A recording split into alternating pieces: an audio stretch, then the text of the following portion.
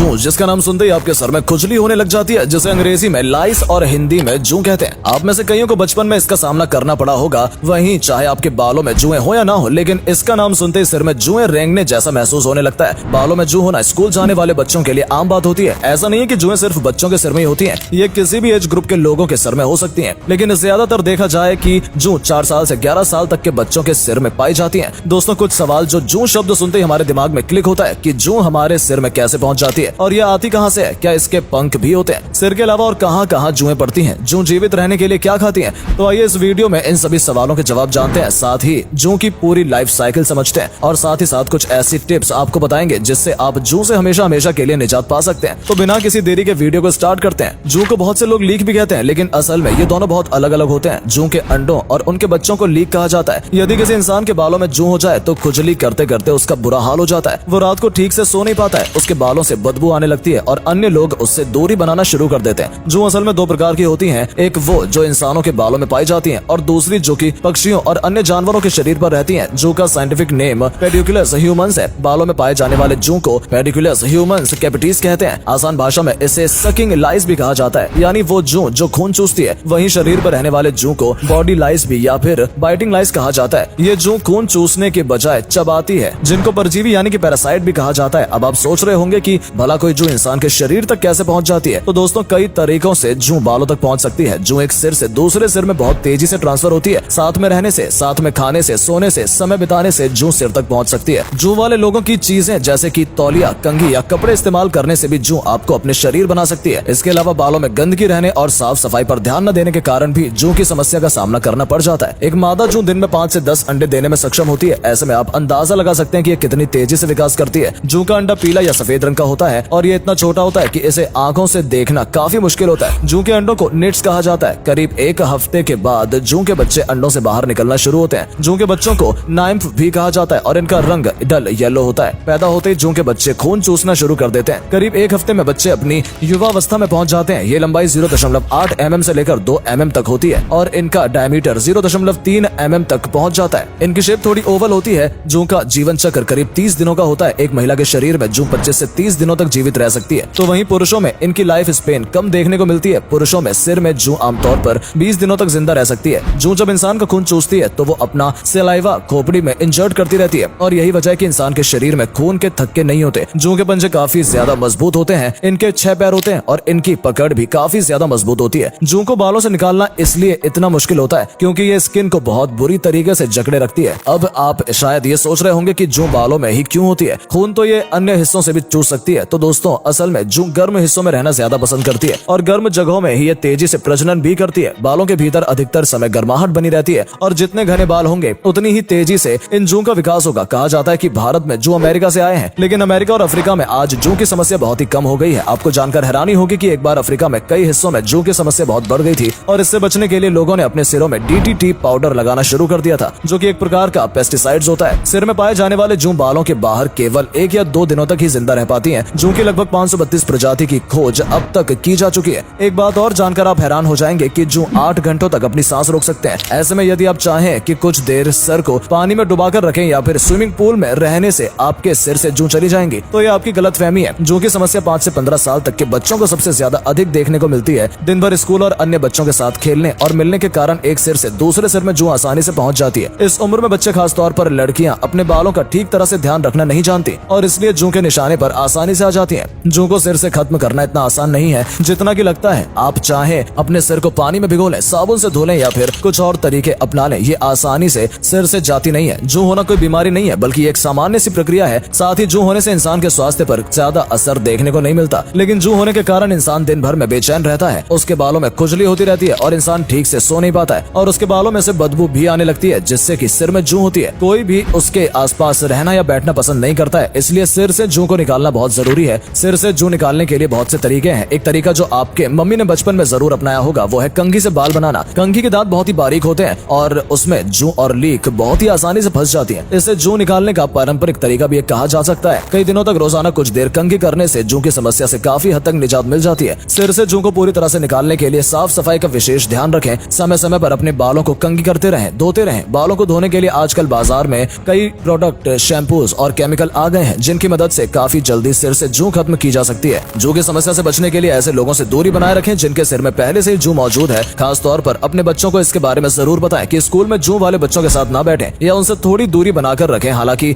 ये भी उन्हें जरूर बताएं कि किसी भी बच्चे के साथ अलग बर्ताव न करें। ऐसा बर्ताव करें कि उसे ऑकवर्ड भी न लगे और आप जूं से भी बच जाएं। सिर से जूं खत्म करने के लिए आप डॉक्टर्स की भी सलाह ले सकते हैं। कई बार जूं के कारण बालों के अंदर सड़न होने लगती है, वो बांस मारने लगते हैं, सिर में पिंपल्स और दाने निकल आते हैं। यदि ऐसी कोई समस्या हो तो तुरंत ही डॉक्टर से परामर्श लें। जूं निकालने के लिए आप पेस्ट का भी इस्तेमाल कर सकते हैं। कुछ नीम की पत्तियों को लें और उन्हें पीसकर पेस्ट बना लें और अब वो पेस्ट कुछ देर के लिए अपने सिर में लगाकर रखें और थोड़ी देर बाद शैम्पू की मदद से बाल अच्छी तरह से वॉश कर लें। कुछ दिन तक ऐसा करने से जूं से निजात मिल जाएगी। इसके अलावा आप सिर में टी ट्री ऑयल का भी इस्तेमाल कर सकते हैं। इससे भी जूं की समस्या में काफी राहत मिलती है। तो दोस्तों ये थी जूं के बारे में पूरी जानकारी। दोस्तों मुझे यकीन है कि आज से पहले जूं के बारे में इतनी बारीकी से आपको किसी ने नहीं बताया होगा और ना ही कभी इतनी जानकारी आपको कहीं पढ़ने को मिली होगी। तो दोस्तों आपको जूं के बारे में जानकारी अच्छी लगी हो तो वीडियो को लाइक करके अपने दोस्तों के साथ शेयर करना ना भूलें। धन्यवाद।